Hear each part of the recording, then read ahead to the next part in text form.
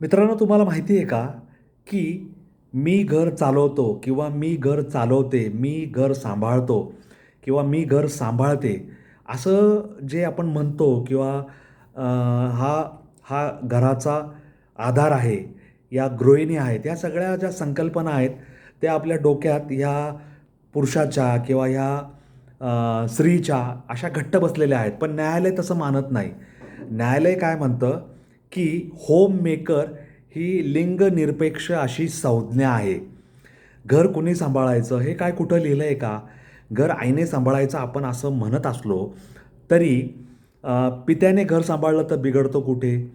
पित्याने स्वयंपाक केला आणि त्याच्यातून त्याच्या पत्नीने, त्या दोघांच्या लेकरांनी तो ग्रहण केला तर बिघडतं कुठं?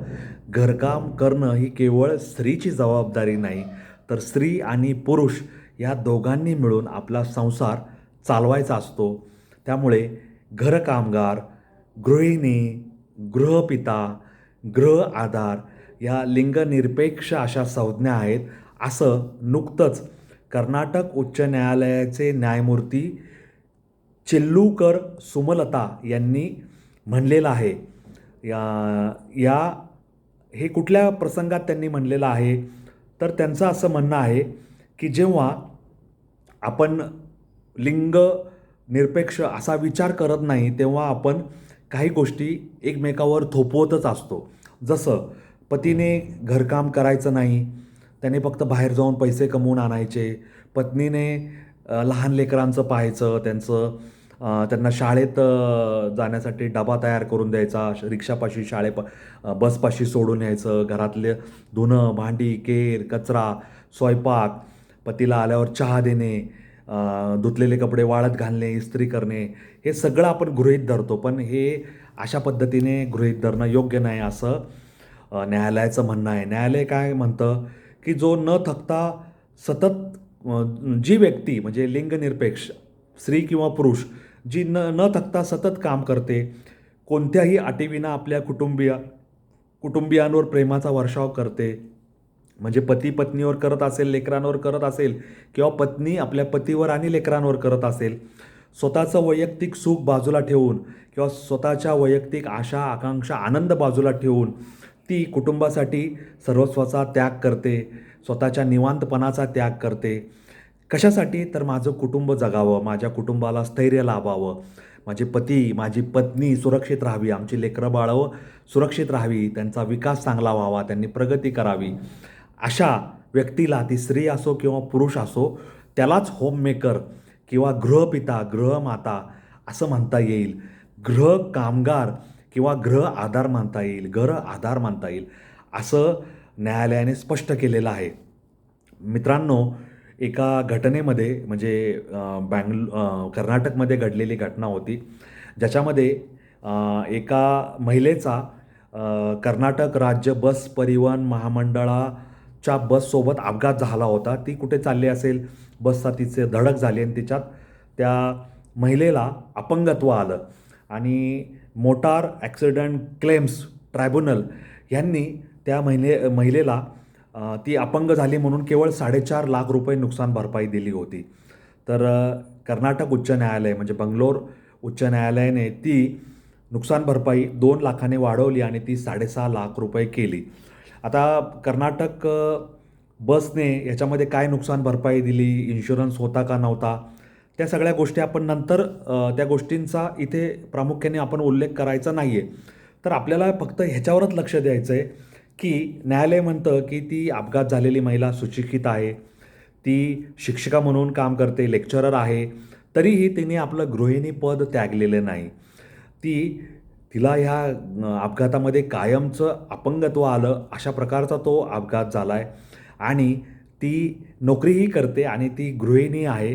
त्यामुळे तिच्या गृहिणीच्या पदाला आपण मानसन्मान देऊया आणि त्याचबरोबर ती बाहेर जाऊन कुटुंबियांसाठी काम करते, 2 पैसे कमवते, कुटुंबियांचा चरितार्थ चालवते.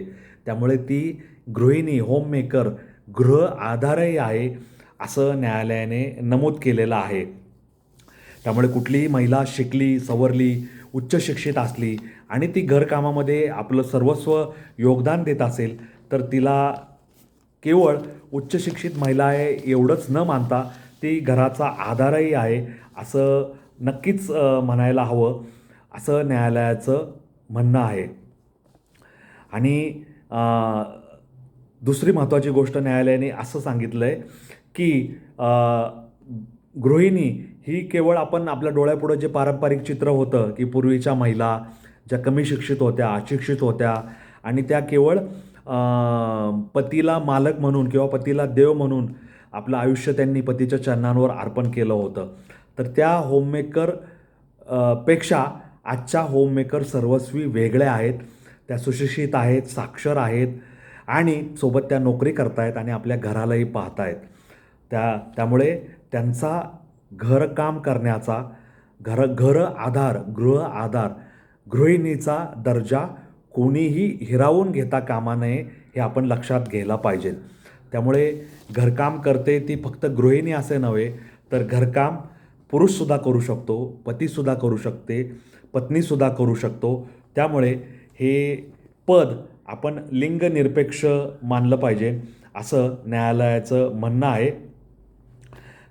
हे आपण लक्षात घेतलं पाहिजे. त्यामुळे आपण महिलांवर जे इतके वर्ष थोपवलेलं आहे की बायांनी फक्त घरातलंच काम करायचं, रांधा वाढा उष्टी काढा, हे त्यावेळेस ठीक होतं. आता समानतेचा, समतेचा कालखंड आहे. मुलं मुली शिकलेली आहेत, समजदार आहेत. त्यांनी जर समजून उमजून काम केलं तर त्यांचे संसार चांगले होणार आहेत. त्यांनी एकमेकाला सांभाळून घेतलं की मी स्वयंपाक करते, तू बाजारात जाऊन भाजी आण, भाजी निसून ठेव, गवारीच्या शेंगा असतील तर खुडून ठेव, कांदा चिरून ठेव, लसूण चिरून ठेव, मसाला तयार करून ठेव, बाजारातून इतर काही साहित्य असेल, फळं असतील, अंडी असतील ते घेऊन ये, घर स्वच्छ करायला मदत कर किंवा मी भांडी घासली तर तू धुवायला मदत कर, कपडे धुवून झाले तू ते वॉशिंग मशीनमध्ये काढून वाळत घाल, वाळलेल्या कपड्यांना मी इस्त्री करते, घड्या घालून ठेवते, तू केर काढ, डस्टबिन बाहेर ठेव, म्हणजे स्वच्छता दूत येतील आणि कचरा घेऊन जातील. असं एकमेकाला सामंजस्याने समजून घेतलं. पतीने ऑफिसला जाता जाता पत्नीला बाजारात सोडलं किंवा पत्नी ऑफिसवरून घरी येताना मुलांना शाळेतून घेऊन आली, असं एकमेकांचं सामंजस्य असेल तरच संसार चांगले होतात, संसार सुखावतात, मुलाबाळांवर चांगले संस्कार होतात आणि संसाराचा गाडा व्यवस्थित पुढे मार्गक्रमण करतो, हे आपण समजून घ्यायला हवं. त्यामुळे homemaker is gender neutral term. High court Bangalore किंवा हायकोर्ट कर्नाटक हे म्हणणं न्यायालयाचं सार्थ आहे. नव्या पिढीने हे लक्षात ठेवायला हवं आणि त्याप्रमाणे पुढे पावलं टाकायला हवीत असं आपण समजूया. मुलींनी असं म्हणणं की मी शिकली सवरलेली आहे, मला 25 लाखाचं पॅकेज आहे, मी घरकाम करणार नाही, मी घरकामाला बाया ठेवीन, तर हे आयत्या पिठावर रेघोट्या ओढण्यासारखं होईल.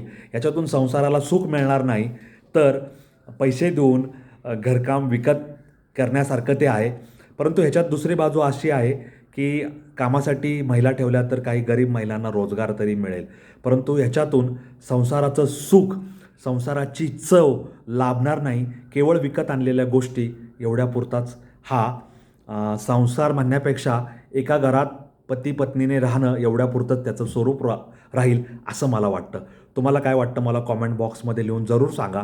माझे रील पाहत जाते, लाईक करा, शेअर करा, मला फॉलो करायला विसरू नका. माझे व्हिडिओ पाहत जाते, लाईक करा, शेअर करा. अनवट वाटेवर निरंतर चालणारा मी माणूस आहे. माझा चॅनल सबस्क्राईब करायला विसरू नका. एवढीच माझी तुम्हाला प्रार्थना आहे.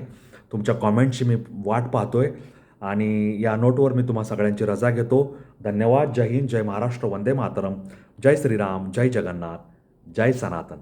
धन्यवाद.